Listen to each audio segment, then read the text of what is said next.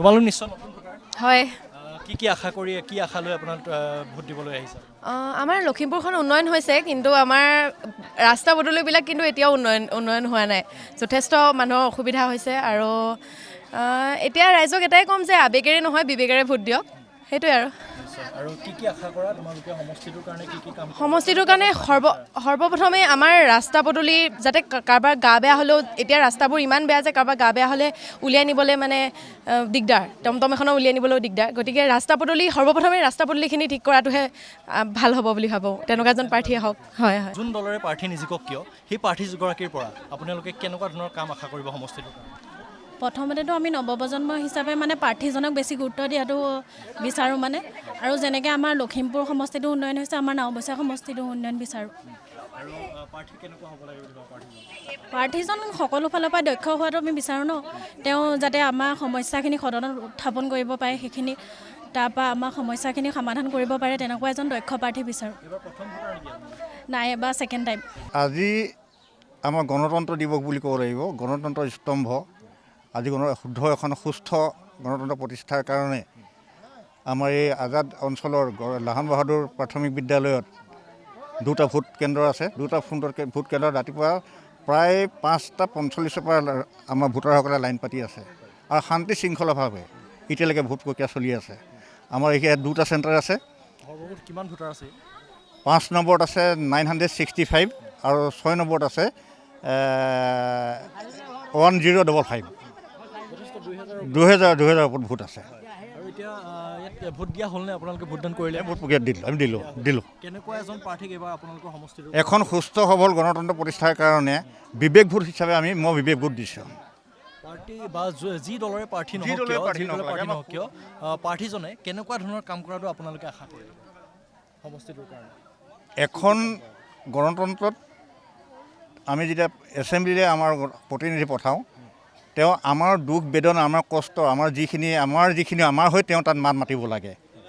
আমাৰ ৰাস্তা বেয়া আমাৰ খাদ্যৰ অভাৱ পানীৰ অভাৱ সেইখিনি তেওঁ যে আমাৰ পূৰণ কৰিব পাৰে তাৰ ওপৰত নিৰ্ভৰ কৰিহে আমি সেইজন প্ৰাৰ্থীক ভোট দিওঁ ধন্যবাদ জনাইছোঁ আপোনাৰ ওচৰলৈ আহিছোঁ ভোট দিয়া হ'লনে নাই ভোট মই দিবলৈ আহিছোঁ কেনেকুৱা এজন প্ৰাৰ্থীক সমষ্টিটোৰ পৰা উলিয়াই নিব নহয় আমি ভাবিছোঁ যিজনে মানে জনসেৱা কৰিব ধনসেৱা নকৰে আমি জনসেৱা কৰিব বিচৰাজনক আমি ভোট দিবলৈ বিচাৰিছোঁ আৰু আমি ভাবিছোঁ তেওঁ যাওক আমি সুস্থ অৱস্থাত যাওঁ তেওঁক সুস্থভাৱে এখন চৰকাৰ গঠন কৰক যাতে তেওঁলোক সদায় জনসেৱাত ব্যৱস্থা মানে জনসেৱাত যাতে তেওঁলোকে মানে জীৱনটোত যাতে তেওঁলোকে মনোনিৱেশ কৰে কিন্তু ধনসেৱাত কৰিবলৈ আমি নিবিচাৰোঁ বৰ্তমানৰ চৰকাৰখন এইখন চৰকাৰ থকাটোৱে বিচাৰে এনে চৰকাৰখন আপোনালোকে সলনি কৰাটো বিচাৰিব কি ক'ব সেইটো এতিয়া মই ক'লে নহ'ব এতিয়া মেজৰিটি মাষ্ট বি গান য'ত মানে যিটো দলৰ চৰকাৰৰ মানে হেৰিয়াৰ MLA হ'ব সেইটো দলেও চৰকাৰ গঠন কৰিব এতিয়াতো সেইটো বিষয়ে কোৱাটো অলপ টান নাই মই সেইটোকে কৈছোঁ যে তেওঁ জনসেৱাত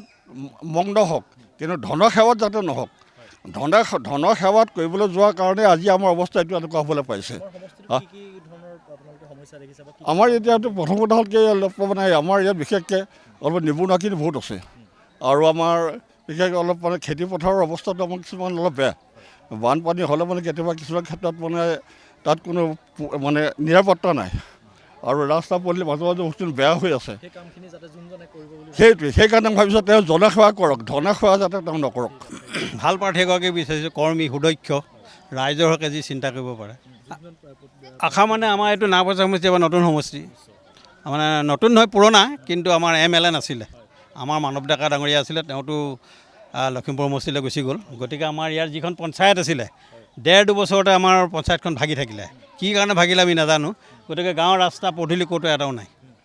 গতিকে ৰাস্তাখিনি হ'ব লাগে অইন জেগাত চব হৈ গ'ল গোটেই জিলাত হৈ গ'ল কিন্তু আমাৰ আজাদ আঞ্চলিকত আমাৰ লখিমপুৰ জিলাৰ আজাদ আঞ্চলিকত গাঁৱৰ ৰাস্তাত এআঁঠু বোকা এই সমস্যাখিনি 1 নম্বৰত লাগে ৰাস্তা পদূলি গাঁৱৰ সোমাই যোৱা ৰাস্তাবোৰ 1 নম্বৰত লাগে একদম এজন কৰ্মী আৰু যি ৰাইজৰ হকে কাম কৰিব পাৰে এতিয়া হ'ল আৰু 1 ঘণ্টামান কেনেকুৱা এগৰাকী প্ৰাৰ্থীক এইবাৰ আপোনালোকে সমষ্টিটোৰ পৰা উলিয়াই নিব বিচাৰে মই বিচাৰোঁ মানে আমাৰ লখিমপুৰৰ উন্নয়ন কৰাৰ সমষ্টি মই ভাবোঁ মানে লখিমপুৰ যোনে উন্নয়ন কৰিব তেখেতকে মানে ভোট দিম প্ৰাৰ্থী যোন দলৰে প্ৰাৰ্থী নিজিকক কিয় সেই প্ৰাৰ্থীজনৰ পৰা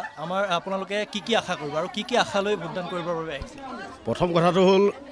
আমাৰ যিটো নাওবৈচা সমষ্টিটো অতিকে পিছপৰা সমষ্টি, ৰাস্তা দলং ঘাট সকলোবোৰ পিছ পৰি আছে। গতিকে বিধানসভাত গৈ যিজন মানে প্ৰাৰ্থীয়ে মাত মাতিব তেনেকুৱা এজন উপযুক্ত প্ৰাৰ্থী আমি জয়ী হোৱাটো বিচাৰোঁ। চৰকাৰখন সলনি কৰাটো বিচাৰে নেকি? চৰকাৰ সলনি কৰাটো বিচাৰ নিবিচাৰটো মই ব্যক্তিগতভাৱে এতিয়া মতামত দিব নাযাওঁ। গতিকে অসমৰ ৰাইজে আজি ভোটদান প্ৰদান কৰি চৰকাৰ গঠন হ'ব। গতিকতে সেইটো চবৰে ব্যক্তিগত মতামত, মই ব্যক্তিগতভাৱে আজি ৰাজহুৱাভাৱে এইটো মত প্ৰদান কৰিব নাযাওঁ। আমি এনেকুৱা এজন প্ৰাৰ্থী বিচাৰোঁ যিজনে আমাৰ নাওবৈচা সমষ্টিটো উন্নয়ন কৰিব পাৰে। যেনেকৈ এতিয়া লখিমপুৰ সমষ্টিটো যথেষ্ট ডেভেলপ হৈছে। আমাৰ যোৱা 5 বছৰত আমাৰ নাওবৈচা সমষ্টিত একো উন্নয়ন আমি দেখা নাপালোঁ। সেয়েহে আমি এইবাৰ এজন যোগ্য প্ৰাৰ্থী আমি আমাৰ নাওবৈচা সমষ্টিত আমি জিকাই নিবৰ কাৰণে বিধায়ক হিচাপে যোন দলৰে নিজিকক কিয় সেই প্ৰাৰ্থীগৰাকীৰ পৰা কি কাম আশা কৰিব সমষ্টিটো? আমাৰ বিশেষকৈ আমাৰ সমষ্টিটোত আপোনাৰ ৰাস্তা ঘাট বিশেষভাৱে বহুত বেয়া হৈ আছে। সেইখিনি আমি সমষ্টিখিনি সেই ৰাস্তা ঘাটবোৰ আমি ভাল হোৱাটো বিচাৰোঁ। আৰু আপোনাৰ এনেকৈ আছে তেনেকৈ বহুত ৰাইজৰ কাম মানে হ'ব লাগে। সকলো ক্ষেত্ৰতে স্কুল কলেজ সকলো হেৰি হ'ব লাগে, ভাল হ'ব লাগে, উন্নতি কৰিব লাগে, সেইখিনিয়ে আৰু। আমাৰ নাওবৈচা সমষ্টিটো নিচেই পিছপৰা। ৰাস্তা ঘাট উন্নত একোৱেই নাই। আমাৰ নাওবৈচা সমষ্টিটো নিচেই পিছপৰা। সমষ্টিটো নিজে উন্নয়ন কৰিব পাৰিব বিচাৰিছোঁ। আমি লখিমপুৰখন উন্নত কৰা